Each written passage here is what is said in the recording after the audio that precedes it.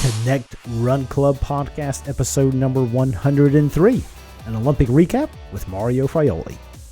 Hey, welcome back, runners, to the Connect Run Club podcast. Excited that you're joining us today and excited to be talking with Brandon. Brandon, did you collect a gold medal or anything like that for the past couple weeks? No golds. Well, the good news is you don't have to pay like $10,000 in taxes. Did you see that? The tax stuff is crazy. That's ridiculous. Yeah, just insane that they would tax that.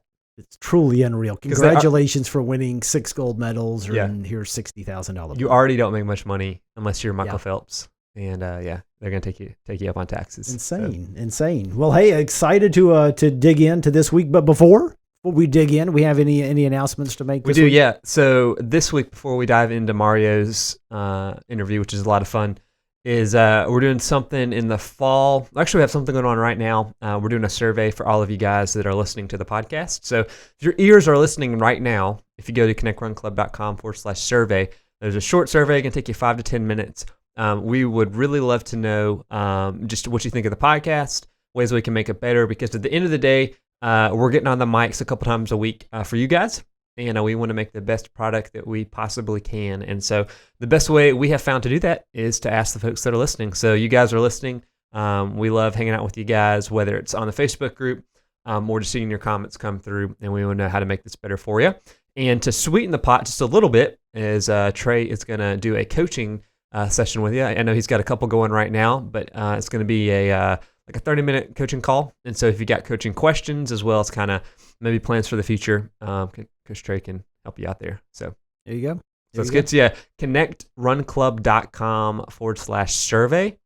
And we're going to have this going for a couple weeks. So if you guys are listening to this at the time this goes out, which is, I don't even know when this goes out, August the 25th, we'll have it going for a couple weeks. So make sure and check that out. And then we're going to take your feedback and implement it for the fall. And even as we think about 2017, what this can look like. So those of you who may have joined us a few months ago now for the Running Summit are probably licking your chops knowing that we're going to have Mario back on. But a lot of you did not join us for the Running Summit, so shame on you. And I feel bad that you missed Mario's interview. Mario is the absolute real deal. Used to be, the senior editor with Competitor Group magazine. And he is a running coach, coaches many athletes. And he also has one of the best newsletter/blogs that I read on a weekly basis.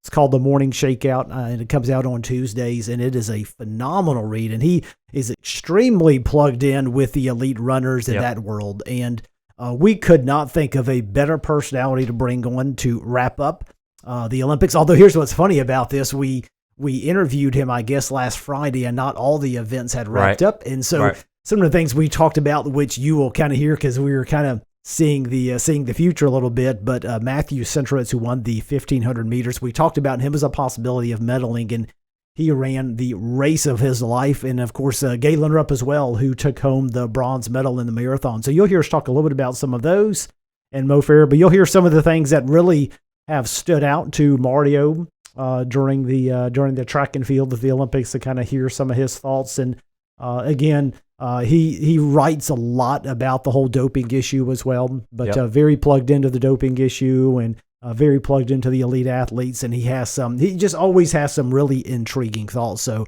if you're not subscribed to his newsletter, I would highly recommend. Yeah, and that link is in the show notes that you guys can check that out as well. I think he's got all of his past ones up on Medium, and so we'll have a link in the show notes for that. In addition, and speaking of doping, I believe it's in a couple weeks. I know we haven't scheduled the interview, but I forget the name of the person, but they've just come out with a book about like doping across like different sports, and running is one of those. Yeah. And so we're really going to dive into that issue just around the doping piece, which should be some pretty interesting conversations coming up. Yeah, and it is such a controversial topic, and it's hard to track too. And one thing we talked about with Mario is the science is having a hard time keeping up with the cheating. So it just makes it very difficult. And then when you have different rules, different locations, and they don't hold the rules, so it just makes it a very, very complex issue. At the end of the day, all of these athletes just want to be on an equal playing field. Right. That's at the end of the day. And so you feel bad for athletes who are out there trying to do it right, and they're up against a system that is really making it tough for them to do it. So That's good. And I'm going to do one shout out before we get into this, just because I listened to it yesterday. If you guys like the Olympics and you like podcasts, you guys should check out the Bill Simmons podcast. We have zero affiliation whatsoever. What? Really? We have zero affiliation? Yeah, I wish we did. Yeah, he's. Okay. If you know Bill Simmons from ESPN, or was, and now he's doing his own deal over at the Ringer. And he had Malcolm Gladwell on, Malcolm Gladwell is a big track and field. Mm-hmm. He's a pretty fast runner himself. Yeah, he is. Someone who we'd love to have on if anyone knows him. He's kind of the tier above who we can get most of the time. But they talked about track and field and how to make track and field better, like the actual watching experience. Yeah. And it was a fun conversation. So I encourage you guys to check that out. If you just look up the Ringer or Bill Simmons, they'll pop up. There you go. Be fun. Random plug for you guys. But without further ado, we're going to dive into this interview with Mario Fraioli. Thanks again. Been a couple months since we talked to you, and I tell you what is funny. I was telling Brandon this week. I love reading and I love getting newsletters and I love informing myself. But sometimes your inbox gets just slammed with content. But I will say I'm not saying just here on the podcast, but Mario, you have absolutely, bar none, one of my favorite newsletters I get, and it's always whether I might laugh or I'm going to get informed or something, but. Or I could get a vent, but we truly love your content, Mario. I'm telling you. Oh, thanks, Trey. I appreciate that. It means a lot coming from you guys. Absolutely. So, we really wanted to get you on, and maybe here at the end we'll talk a little bit about kind of your new venture that you launched. But sure. Would love. We thought this is a great time as the Olympics beginning to wind down here. The track and field hasn't been near as dramatic, I don't think, as the swimming with some of the controversy. Although there's plenty of controversy, but I wanted to get you on to talk a little bit of running and kind of get your thoughts on some of the events, whether it's the athletes on the track or some of the just continued. I tell you what, I don't think I've ever seen a sport that just has a cloud following over it like track and field has here recently. So it's crazy what's going on. It's hard to look at some of these distance events without your eyebrows raised. And I guess one of the biggest ones that came up here recently was the women's 10,000 meters with the world record being broken by 14 seconds, which was just phenomenal. Yeah, that was really interesting race. It was fast all around. There were a lot of personal bests, some national records, Olympic and world record. And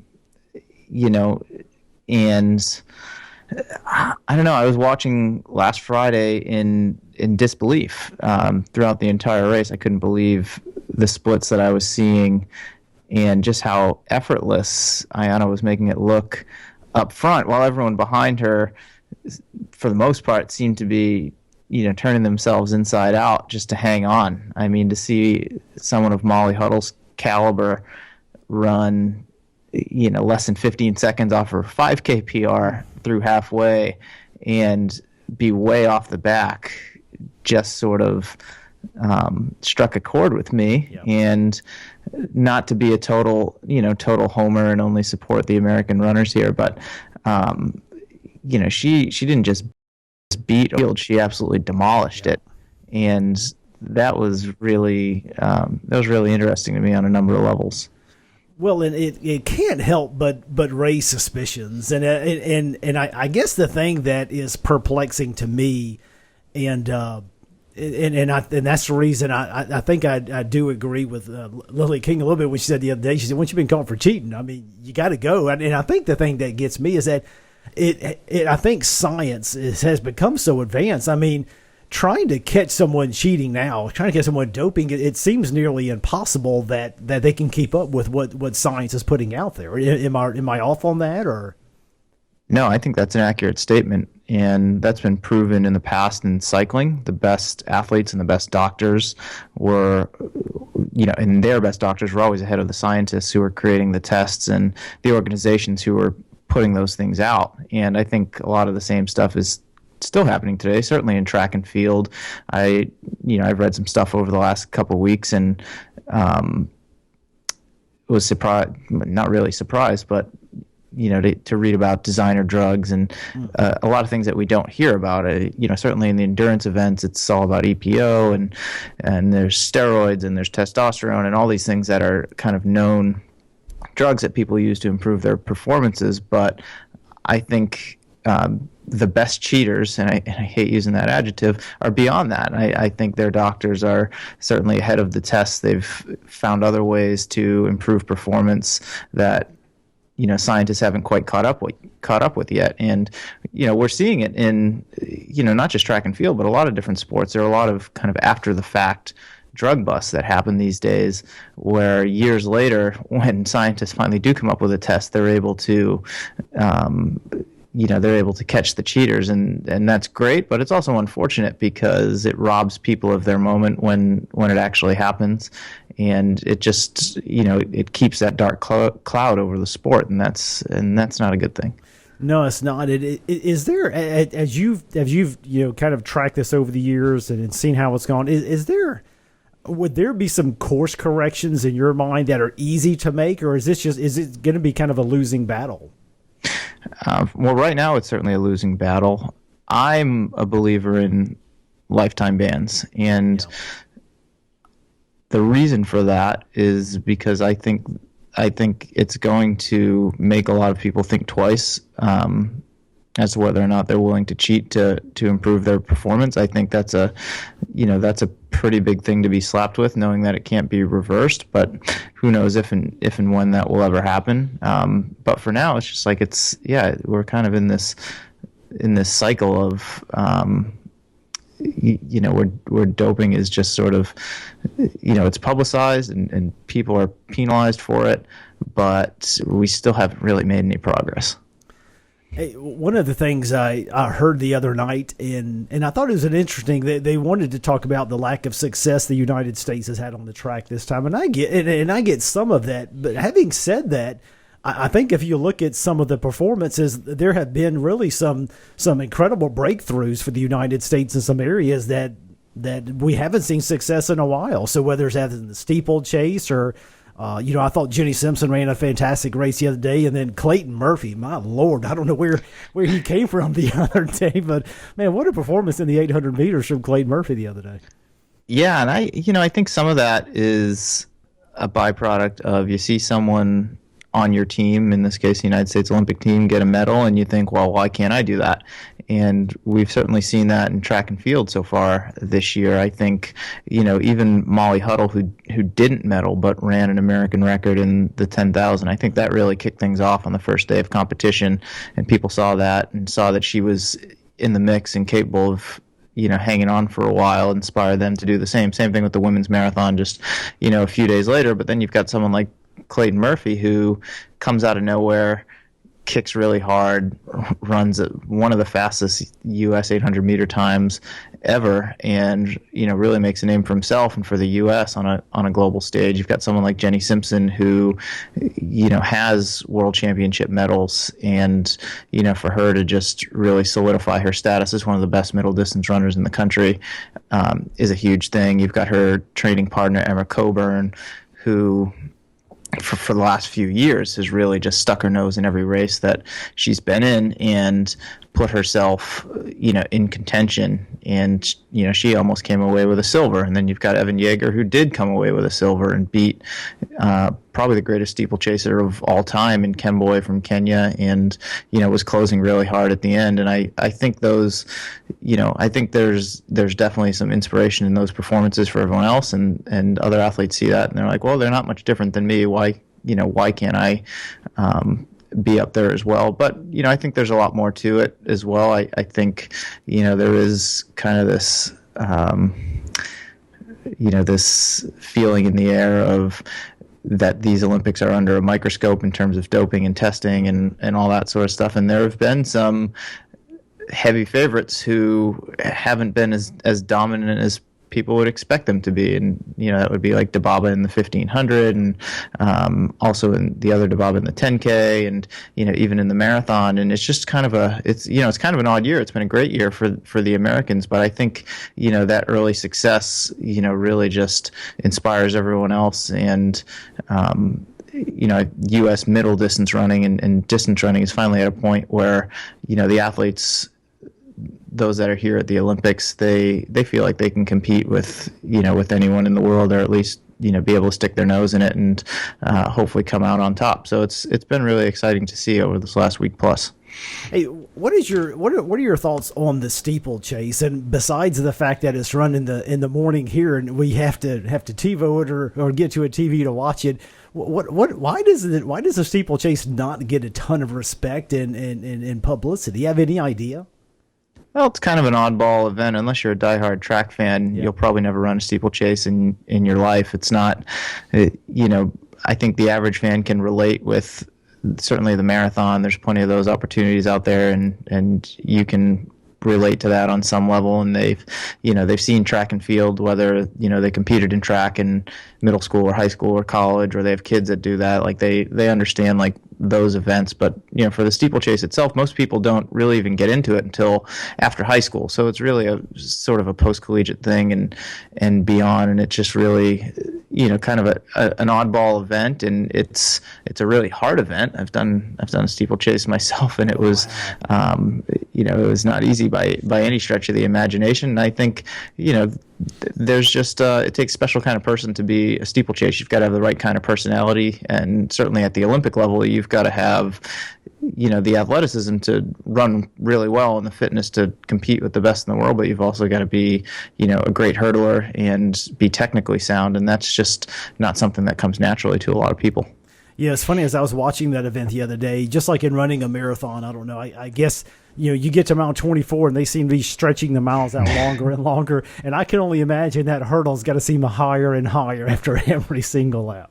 And yeah, exactly. And it doesn't move. And I think that fear is in a lot of people's heads as they're going along the track, that, on one level it's got to be instinctual and they can't be thinking too much about getting over it. But, there's also that thought that one wrong step and I could, catch a wood beam to the face, as one guy did the other day. That is tough. Hey, would love to get your analysis on the women's marathon the other day. I tell you what, without hearing any comments or even before I heard what they said, watching, having 3 United States women in the top 9 and then watching their performance, I've watched, and of course, then all of a sudden you hear their breakdown and hear what their thoughts are. But and if I'm not mistaken, I think Des ran a pretty much an even split, and all of them just looked fantastic all the way to the finish. It's just, my thought was, hey, at the end of the day, it's a marathon and it's flipping hard. I mean, that's life. But I thought the performances were just fantastic the other day. Yeah, I thought so too. All 3 of those women surely went in with the goal of coming away with a medal, if not multiple medals for the U.S., and that didn't happen.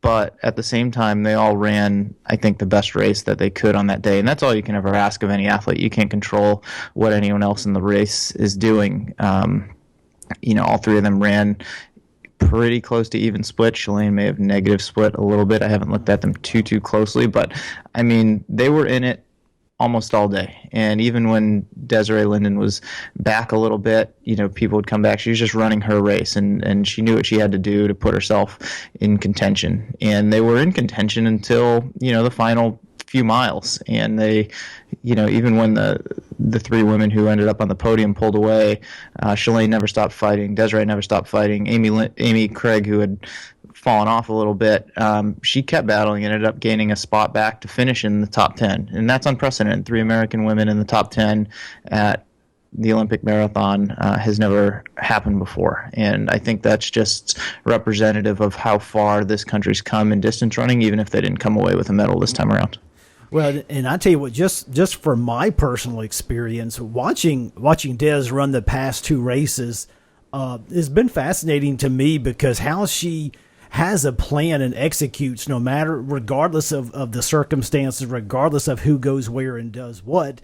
And to look how she's kind of reaped the rewards of staying patient and executing the plan that she had, to me, I think I love seeing that, because it kind of a reminder of me, hey, when you have a plan for your race, just go execute it. Don't worry about the outside factor. So watching her execute her races, the last 2 races, has just been phenomenal. Yeah, if you're a marathoner, and I don't necessarily mean a competitive marathoner at the elite level, and you want someone to try to emulate, Des Linden is that person that I would recommend you watch and learn from.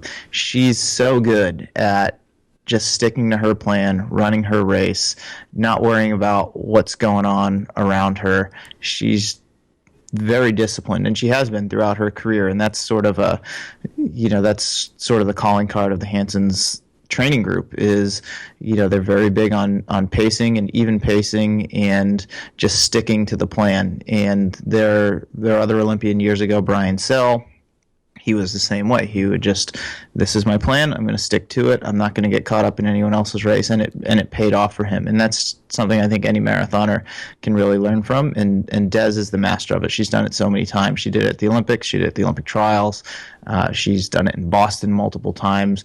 She knows when she needs to be on. She knows what she needs to do to be in contention to run the race that she wants to run, and she executes flawlessly almost every time, and that's pretty impressive.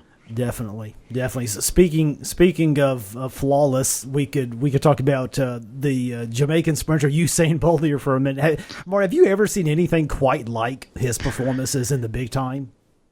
No, unmatched in any event at any level. There is no greater performer, big game player than Usain Bolt. I had the good fortune to watch him compete at the London Olympics in 2012, and he gets the results. That's why he gets the attention as well. He wins races, he runs fast, but he captivates the crowd unlike any athlete in track and field anywhere in the world. Just when they announced his name at the stadium, the place went absolutely bananas, and that was the case in Rio as well. But it's not all hype, because then he lives up to it, and people just can't beat them. No matter how much they talk about it beforehand, they think that they can. He's so tough to beat, and even when he has little hiccups in his lead-up races, he knows that he needs to be at his best when it counts the most, and that's the hallmark of a great athlete. And there's nothing greater in track and field than Usain Bolt. And I mean, as someone who watches the sport pretty closely, I thought it would take a false start or something totally out of his control. Well, I guess that's in his control, but something like that for him to lose. I didn't think anyone could beat him straight up in a 100-meter race or a 200-meter race, and for him to go out like he did last night with the 200 and just not only win it but win it in dominating fashion was a pretty fitting way to end his Olympic career in an individual event. And I mean, correct me if I'm wrong, but he doesn't even appear to have really a weakness in those events. I mean, he's a good starter, and he gets up to pace quick, and of course, no one closes like him, so doesn't he appear to really have a weakness? Yeah, I'd say that's a fairly accurate statement. If anything, his start's not the greatest, but it's good enough. Yeah. And I mean, his biggest advantage is once he gets up to speed, he can eat up ground unlike anyone else in track and field. He's a huge physical specimen. He's got a long stride, which normally isn't a great thing for a sprinter, but when you've got a long stride that's as powerful and as quick as his is, I mean, how are you going to match that? I mean, to watch him, especially in the 200 when he's got some more room to operate, see him come off the turn as aggressively as he does and come into that straightaway with, almost a full stride length on his closest competitor, and to know that he's kind of just getting started at that point. He's got like 80 meters left coming off of that turn, and he just continues to stretch things out, and it's really something else to watch. Well, the question I have as we lead up to this weekend is any expectations for the relay? I mean, the United States ladies, boy, they got a little unlucky yesterday. Then thankfully they were given a chance for a redo. But any expectations on the relay? I mean, I guess I hope for the relay we can just get the baton around. That would be a step in the right direction. That's always step one. You gotta get the stick in the next person's hands. So if they're able to do that, and just given how motivated the U.S. team's going to be going into the final after what they had to do to get into it, I think if they can execute their handoffs, there's no reason that they won't be in contention to win. And I'd even say that they'd be the favorite at this point, just given the strength of their team and given the fact that there are some people who weren't thrilled with that protest and the fact that they got into the final. I think they want to show that not only do they belong there, but they were the best team from the get-go. Hey, what are your thoughts about the men's 1500 coming up? Do you think Centrowitz has a shot to get on the podium this weekend? Yeah, he definitely does. He's done it before, so given that and given how well he's run this season, how smooth he's looked, I'd be surprised if he wasn't. Okay. Can he win? That might be a little bit of a stretch. Kiprop's going to be really hard to beat. He always is. But it'll be interesting to see how the race plays out. I think Centro can run a fast race from the start and just be in the mix from the beginning. But I think if it's a slow tactical race, he certainly has the speed to close with just about anyone in the world. So I'd be surprised if he wasn't on the podium. I think the big thing will be what kind of race it is and, how he positions himself. He's a great racer. He knows how to put himself where he needs to be, in order to respond when the decisive moves are made. And that's just, that's something you can't coach. It's very instinctual for him, and it's fun watching him race, and I'm curious, really excited to see actually what he can do in the final. It's funny. We were talking the other day with Brian Rossetti with the Run Smart project, and he was saying the other day, as a runner, instead of going to the track and saying, "Hey, I want to run," I was supposed to do a 90-second 400 meters. He said instead of trying to do a minute and 25, he's like, do a minute 30 as smooth as possible. And that's when I look at Central, that's what I think about. I mean, he just looks smooth and effortless going around the track. Just that's what always stands out to me about him. Yeah, I mean, that's years of work. He's got good genes. His dad was an incredible runner, so he's been at it for quite a while. But, I mean, he's really confident in his abilities. He's gotten really good at being relaxed at what are, inhuman speeds to most other people. But in a race like that, it's 3.5 minutes of really intense running. And when it comes down to that last 400 meters, 300 meters, 200 meters, 100 meters, no one's comfortable at all, but the person who can stay the most relaxed and still be going fast is usually the one who's going to come out on top. Any thoughts about the men's marathon this weekend? It looks like it's going to be a scorcher, but other than that, any thoughts about performances? Anyone you're looking forward to watch run? Yeah, it's certainly going to be a scorcher. It will be interesting to see how a guy like Kipchoge runs in a championship style race. He's medaled at the Olympics on the track.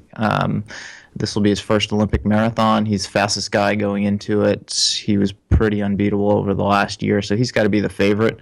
I think a lot of eyes will be on him, both from competitors who are in the race and people observing from the outside. I'm really interested to see how this goes for Galen Rupp, being his second marathon. Won his first one pretty convincingly at the U.S. Olympic trials. This one will be a bit different. Competition's a lot stiffer.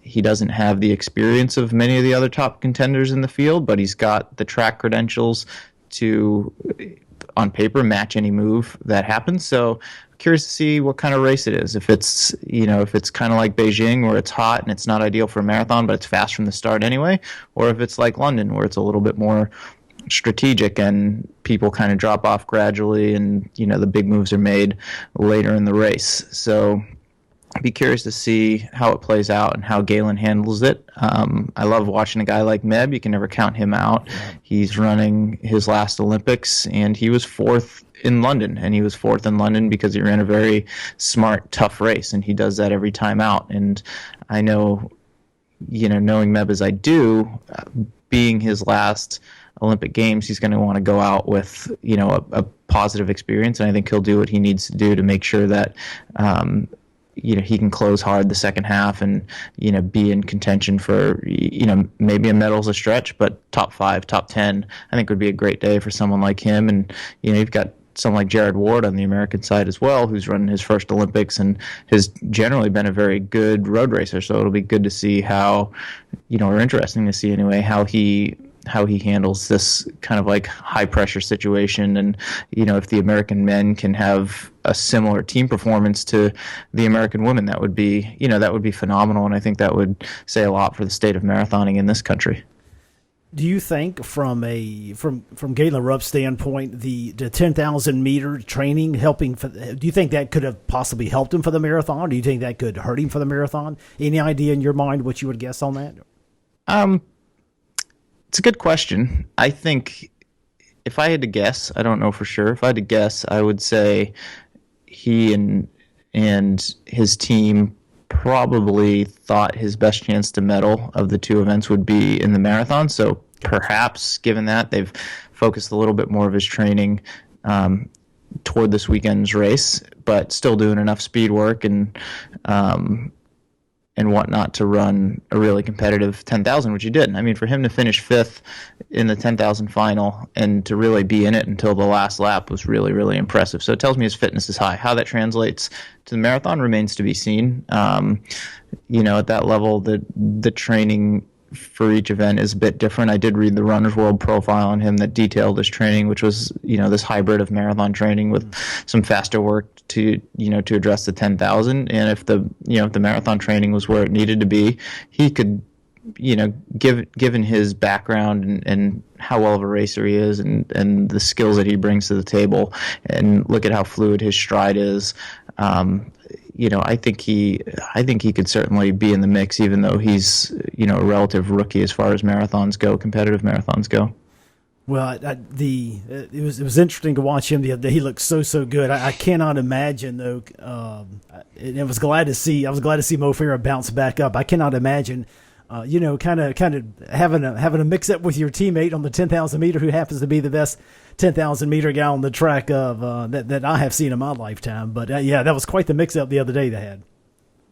Yeah, that was an interesting moment. Mo is a really long stride, and I think if someone's going to clip someone, Mo is probably the likely person to do it when things are bunched up that closely. It was obviously unintentional, and I'm sure if Mo didn't win, Galen may have felt bad if that was the thing that put him out. But I mean, Mo rebounded from that almost as if it didn't happen, and certainly didn't affect the outcome. But it was certainly like a hold your breath moment there for a second when the reigning Olympic champion went down the middle of the race. But it was very like Laissez Virennesque. He was able to get up and regain contact pretty quickly, and then put everyone away when he was ready to. Do you think he takes it in the 5,000 meters again this weekend? It's going to be harder for him, but he's a hard guy to bet against because he is the reigning Olympic champion. He has shown that he can still kick with anyone in the world. So again, it's one of those things that depends on, I think, how the race goes out. I think, if it were me and I would tell one of my athletes what to do, I would make it an honest race from the start. I think that's going to be your best chance to beat Mo Farah in that type of situation, given that he's raced a 10,000, he's gone through a 5,000 round. If it's slow and it's strategic and it comes down to who can kick the hardest over the final, 400 to 500 meters, he's going to be hard to beat. But if he can take the sting of that kick out early on, he's going to, I think he'll be slightly less effective over the last half lap or so. But he could certainly take it, but it's a very deep field. Hey, so for those of you who don't follow your newsletter and don't follow you much, what's the we'd love to talk about your next venture, but what's the best place that people can kind of follow along and get your newsletter each week? TheMorningShakeout.com is where you can sign up for it, and you can go back through the previous 40 or so issues and kind of read up on what I've had to spout off about. But that's the best place. And then follow me on Twitter at my name, Mario Fraioli. And talk about what's new. I saw the website this week, and it looks like you've got some coaching program coming out. Can you tell us a little bit about that, Mario? Yeah, I'm the founding coach of a new company called Ekiden, and our goal is to bring personal coaching to more runners and make it something that's affordable and enjoyable and rewarding, and just make it more accessible to people for whatever races they're getting ready for. And then it's also an opportunity for potential coaches to work with athletes. We're really trying to build a platform that allows potential coaches to find athletes. We're going to match athletes with coaches, so it's something they don't have to worry about, handle all the invoicing, and really provide coaches with all the digital tools and resources that they need to provide great personal virtual coaching in a modern way, and really provide them everything so that they can just focus on the coaching and the communication with their athletes, and we'll handle everything else for them. So that's what we're trying to do. You can check us out at ekiden.com if you're interested as an athlete or as a coach. That's great. We'll make sure to put the link in the show notes. Love that idea. And Mario, thanks for taking a few minutes. We couldn't think of anyone better to talk with this week because the Olympics are round up. So, and as always, keep up the incredible work on the newsletter. We really enjoy following you along and hearing what you got to say. Thanks, Trey. Thanks so much for having me. It was good to be back on the show. Absolutely. Have a great day, Mario. You too. Bye.